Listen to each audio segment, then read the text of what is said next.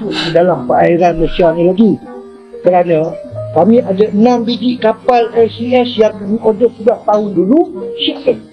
Kalau boleh, biar disiapkan dulu, baru dekat situ, barulah nak masuk ke barulah. Okay. Jadi saya harap kerajaan China tolong bagi muka. Kerajaan China tolong bagi muka. Kalau nak masuk kerajaan itu, biarlah LCS tu dah siap, kapal tu dah siap, 6 biji. 11 tahun, banyak juta je tu kami habiskan. Saya merayu kepada kerajaan China, tolonglah. Jangan masuk dulu perairan kami ni kesian. Guys, dia merayu sama kerajaan China, guys. Siap.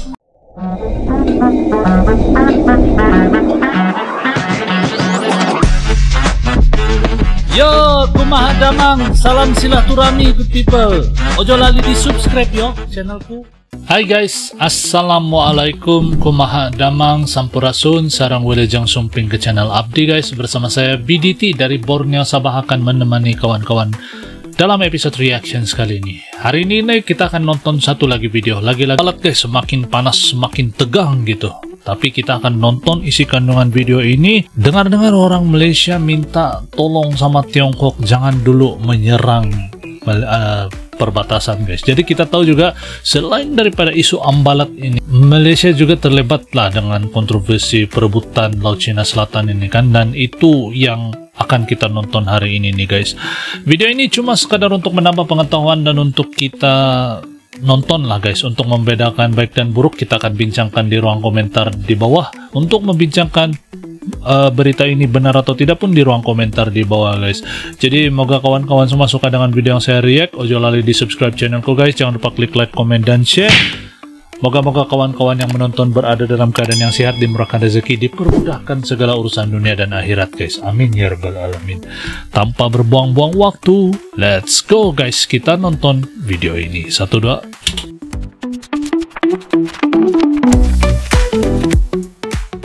Saya nak minta tolong pada Presiden China ni, kalau boleh janganlah masuk ke dalam perairan Malaysia ni lagi. Kerana kami ada 6 biji kapal LCS yang kami order sudah tahun dulu, siap. Luar Indonesia Sugiano menyambut baik kemajuan rundingan dengan Malaysia mengenai sempadan maritim dan darat. Katanya Indonesia berikrar untuk meneruskan proses itu sehingga isu yang belum selesai dapat diselesaikan. Perbincangan berlangsung semasa kunjungan hormat Duta Besar Malaysia ke Indonesia, Datuk Syed Muhammad Hasrin Tengku Husin ke Kementerian Luar di Jakarta Pusat pada Rabu. Kedua-dua pihak turut membincangkan pelbagai isu penting dalam hubungan dua hala antara Malaysia dan Indonesia, termasuk kerjasama ekonomi, ASEAN dan situasi di Palestin. Antara kerjasama utama termasuk perkongsian antara syarikat minyak milik negara kedua-dua negara, Pertamina dan Petronas, serta usaha bersama dalam sektor minyak sawit. Beliau juga menegaskan sokongan Indonesia terhadap Malaysia selaku pengerusi ASEAN tahun ini.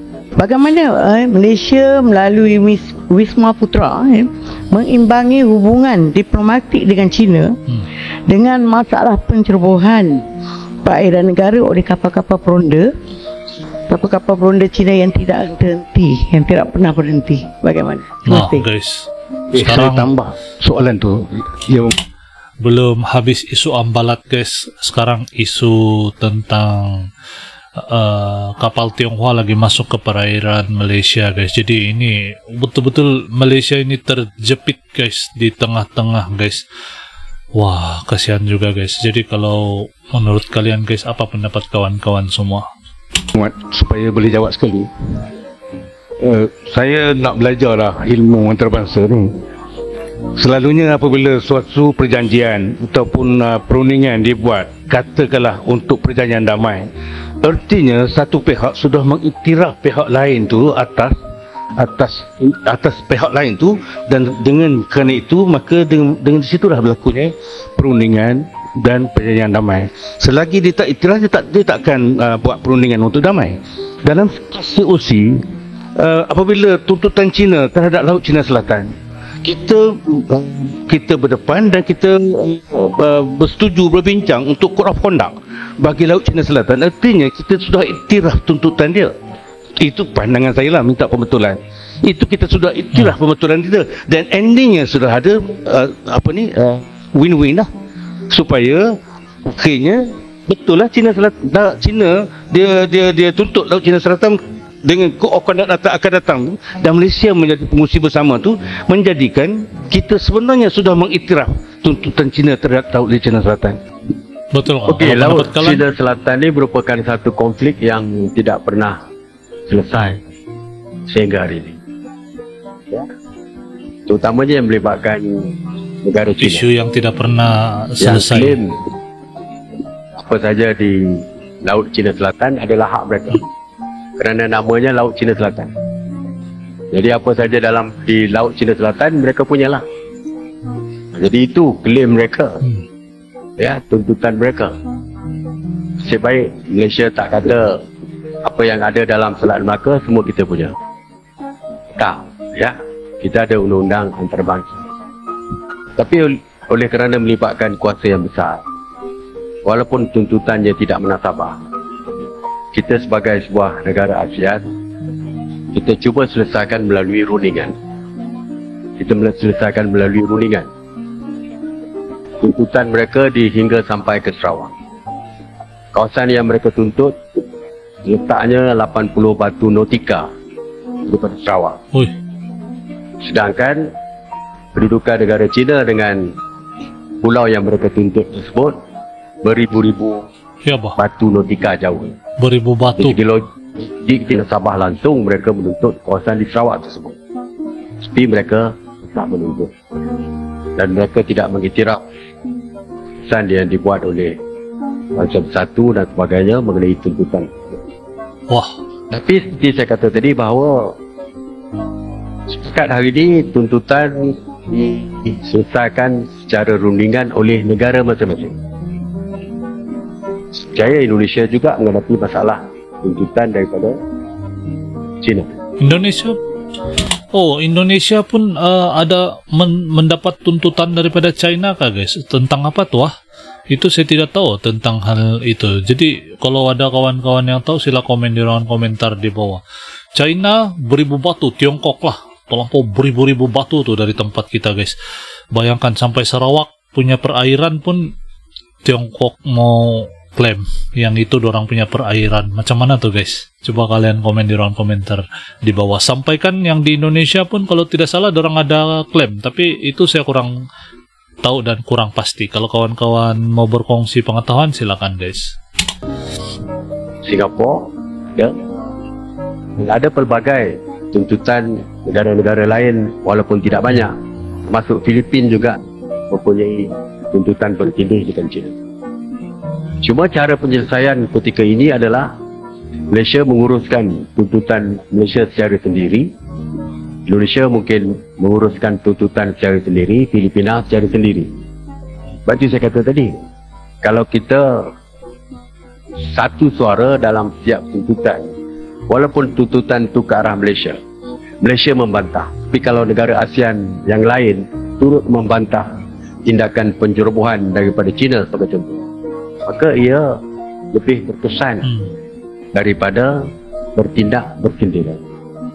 Sebab itu saya sebutkan tadi bahawa kalau kita menjadikan semua negara kita di ASEAN ini sebagai satu keluarga ASEAN, dan keluarga ini cubit paha kiri, Terasa, paham. paha kanan juga terasa. Itu di dalam Melayu. Di Indonesia ada ya, cubit paha kiri, paha kanan pun terasa sakit. Jadi kalau kita boleh merasakan seperti itu, walaupun tuntutan itu terhadap Indonesia, bukan Indonesia bersindiran dalam mempertahankan tuntutan tersebut, tapi Malaysia juga membuat statement yang sama menyokong Indonesia, Singapura juga membuat statement yang sama menyokong Singapura, saya percaya ASEAN ini akan lebih.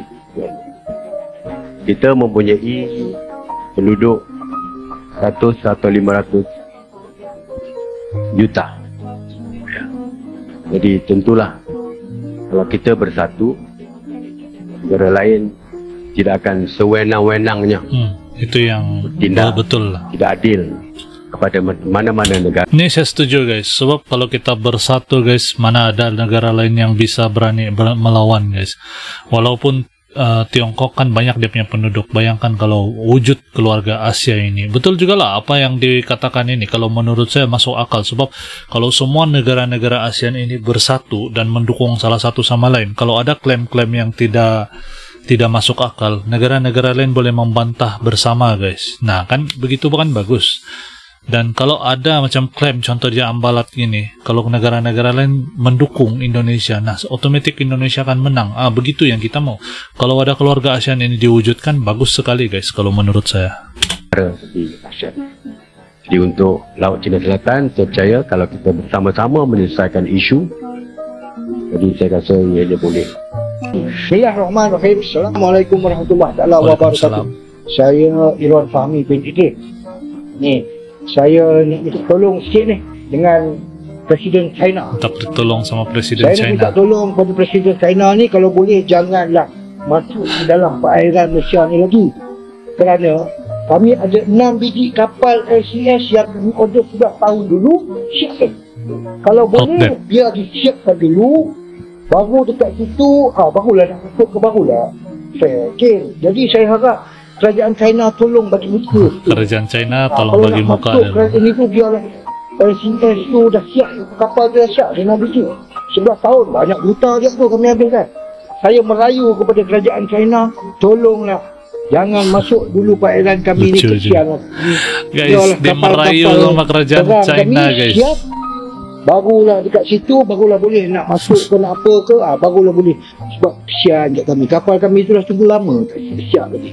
Sekian, 11 tahun belum siap kapal Malaysia, guys. Warahmatullahi wabarakatuh. Oke, kenapa saya tolak nih? Oke, guys, jadi demikian video yang baru kita nonton bareng. Begitulah isu yang baru kita nonton kali ini nih. Malaysia terjepit di tengah-tengah, guys, dengan isu Ambalat lagi, dengan isu Laut China Selatan lagi. Tapi kalau menurut saya agak sejujurnya lah, ini pendapat saya pribadi tahu, saya tidak tahu kalau orang lain. Bayangkan Tiongkok, China, begitu beribu batu tuh daripada Sarawak. Pun dia klaim sampai perairan Sarawak. Itu bagi saya agak tidak masuk akal lah. Kalau isu tentang Ambalat itu, ya mungkin itu memang masuk akal lagi. Dan memang milik Indonesia lagi. Dia punya perairan tuh memang masuk di mana, Sulawesi, tidak salah saya. Ambalat tuh, ambang batas laut, betul. Itu bukan pulau, guys. Dan dia masih dalam perairan Indonesia. Itu masih relevan lah. Tapi kalau yang Tiongkok punya permintaan ini, klaim dia sampai di perairan Sarawak, sama kalau tidak salah dia ada klaim bahagian Indonesia juga, guys. Bayangkan, itu tidak logik, sudah itu tidak logik. Dan yang saya suka tadi tentang ide keluarga ASEAN, guys. Bayangkan kalau keluarga ASEAN itu terwujud, guys. Tidak sewenang-wenangnya kita bisa ditindas. Dan itulah kalau keluarga keluarga ASEAN ini wujud. Bayangkan Indonesia dan Malaysia ini. Kalau ada apa-apa yang kita mau sepakatkan ataupun tidak bersetuju, kita boleh mendukung salah satu sama lain gitu. Itu kan satu kelebihan yang bagus gitu kan, kalau menurut saya. Itu pun apapun itu cuma pendapat saya pribadi, bukan Malaysia dan Indonesia saja, bahkan negara-negara lain bisa menjadi lebih dekat sama negara-negara kita gitu.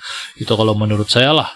Pendapat kawan-kawan seperti apa? Sila komen di ruangan komentar di bawah. Dan sampai kita bertemu lagi di episode tengah datang. Salam satu damai dan salam silaturahmi. Assalamualaikum, salam Santara. Good.